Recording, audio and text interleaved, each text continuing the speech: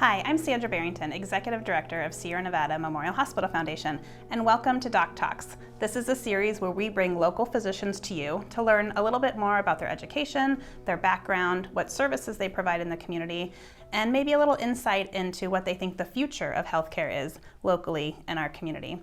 And I have a very dynamic physician with us today, Dr. Michael Hallenbeck, who is a local radiologist. Welcome. Oh, thank you, Sandra. Thank you for joining me today. Absolutely. Yeah, it's wonderful to be here. Yeah, so why don't you share with us a little bit about your educational background and how you got to be at this level of your career right now? Oh, sure. A lot of education. I'm originally from the East Coast, actually, Maryland. Went to Johns Hopkins University in Baltimore, and then spent another 4 years there actually at University of Maryland. That's where their campus is for their professional universities and such. So total of 8 years there, and then actually did a health profession scholarship program through the military, through the Navy. It worked out very well, and I would recommend that to anyone because schooling is extremely expensive. And so I ended up doing an internship in internal medicine, actually in Bethesda, Maryland. That's where I grew up. And then I did my payback to the Navy.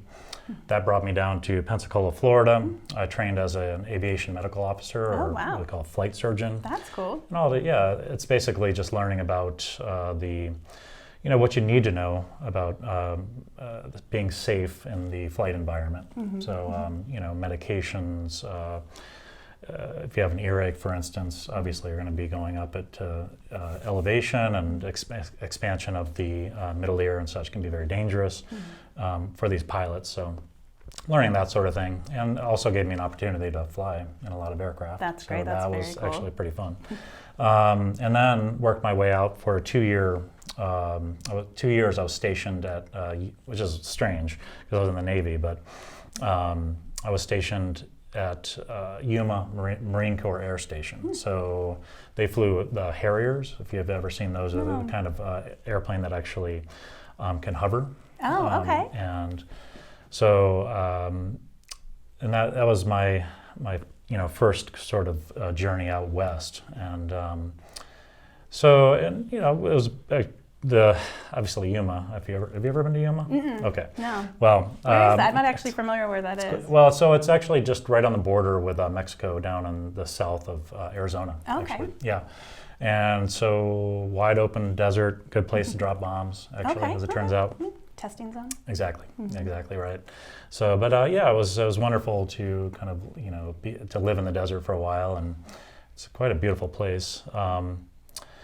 So then I did all my payback, and I actually got out. I didn't know what I wanted to do, to be quite honest. And this kind of goes into how I sort of decided upon radiology.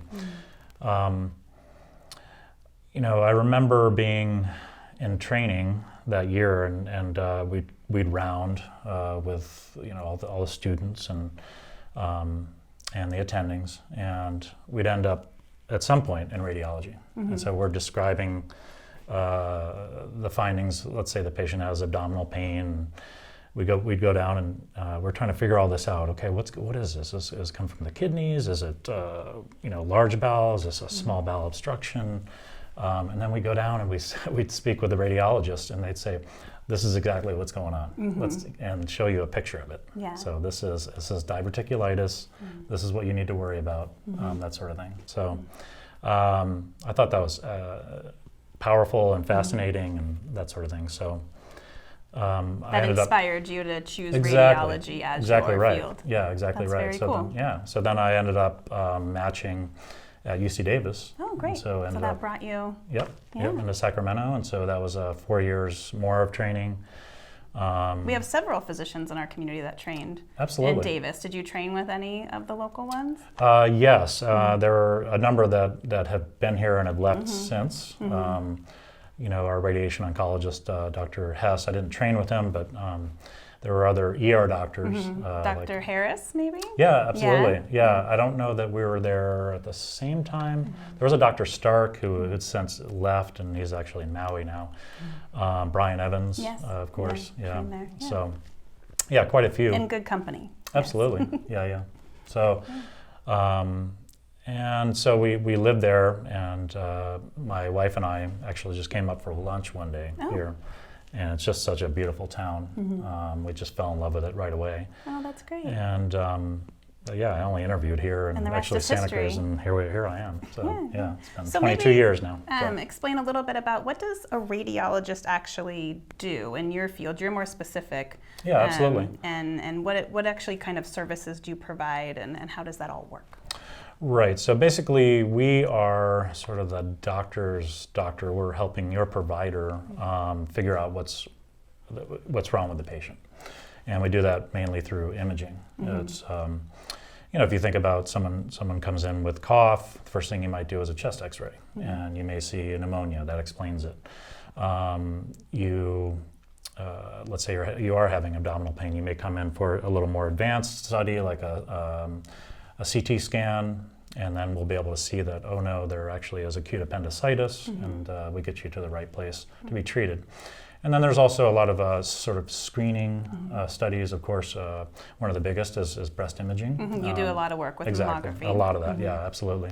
So, for that it's mammography, and then if we see something we're concerned about, come back in, do more specific imaging, which may include also ultrasound, and then quite often if we see something we're really worried about, we'll use ultrasound to actually biopsy that.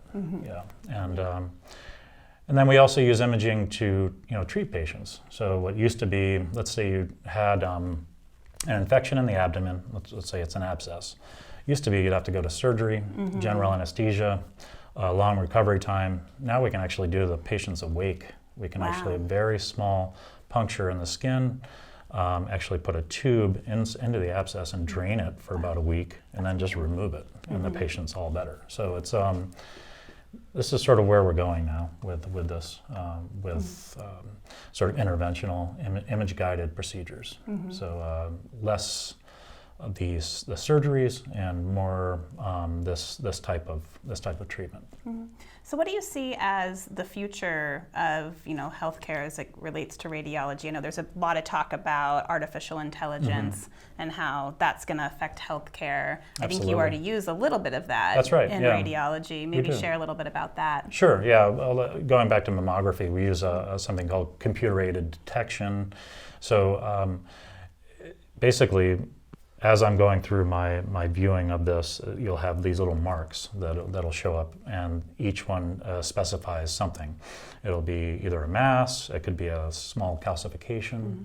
These tiny little calcifications can be the first sign of breast cancer. It's very early subtle, stage. exactly, very early stage. And that's when you want to catch it. Well, that's what screening's about. We want to catch everything then, because it's really curable at that point.